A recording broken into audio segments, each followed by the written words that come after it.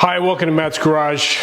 Working on the 66 Bronco. Been doing a bunch of early mornings, just waking up at 4, don't know why.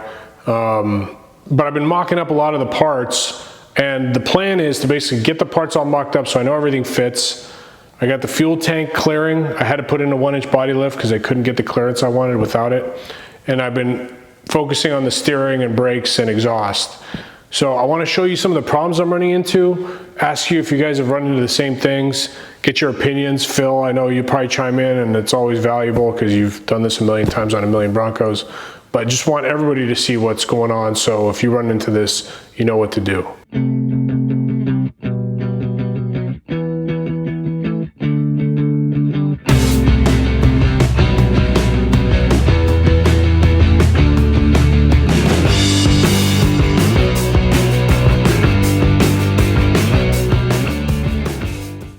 All right, we're going to start with the steering. Now I pieced together this collapsible shaft from parts I bought from Speedway Motors. In retrospect, I should have just bought the one from Tom's Off-Road. They have options where you can choose the size of the input, the size of your body lift, the size of the connector, like we're using a stock steering wheel, aftermarket, blah, blah, blah. So, and it looks a lot nicer than this one. So I would go with that. I don't know why I have to be weird.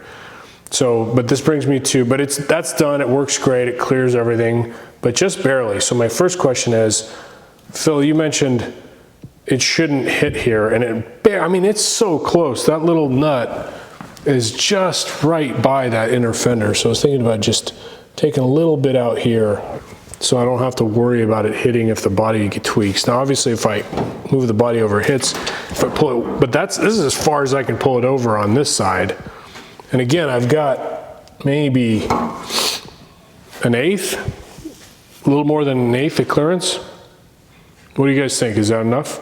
Problem number 2 is these headers. So the Bronco came with long tube headers. I was hoping to reuse the Lincoln Mark 7 short tube headers or manifold that came with the Lincoln, but they don't fit.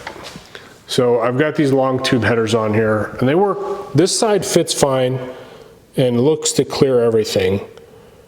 But like, is it wise to have your proportioning valve so close to the headers? I mean, holy smokes. It's like right there. I feel like I need to build like a heat shield for that. What are you guys' thoughts? Am I overthinking that? And then obviously the proportioning valve, because it's 66, I don't have the hole to drill in, but look at how close the proportioning valve lines are to the steering.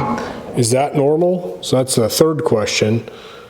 And then the header on the other side is a whole different story. I'm gonna have to take you underneath for that one. Here, all right, here we go. That's the driver's side. Again, no problem, it clears everything. But the passenger side, it's hitting the ear of that starter motor on one side, and then if I swing it around, it's hitting on the frame on this side, this collector right there. This one's just barely missing. So that's question number 4, what's up with that? And then question number 5, you know, what is good? Like my AX15 is not sitting level. And I've tried to get the motor mounts, the motor to sit level. Hold on, let me come out and ask this. So actually, I think I answered one of my questions, which is with the AX15 not sitting right, the engine looks like it's low on the motor mount on this side and high on this side. So I got to see if I can maybe twist it, because there's it's a slotted bolt hole, right? If I can twist it, get the motor level, it'll pull that AX15 mount into level. And I think that'll actually rotate the collector away from the frame rail. It might rotate it into the frame rail. It's going to be super tight. So that's one question, is the header clearance on the passenger side, both to the ear on the starter motor and to the frame rail. Proportioning valve, is it okay that close to the header? Steering, does anybody else have an issue where their U-joint is that close to the inner fender? And then I don't know, whatever the other question was. God, I forgot. I'm fried. I just have getting no sleep.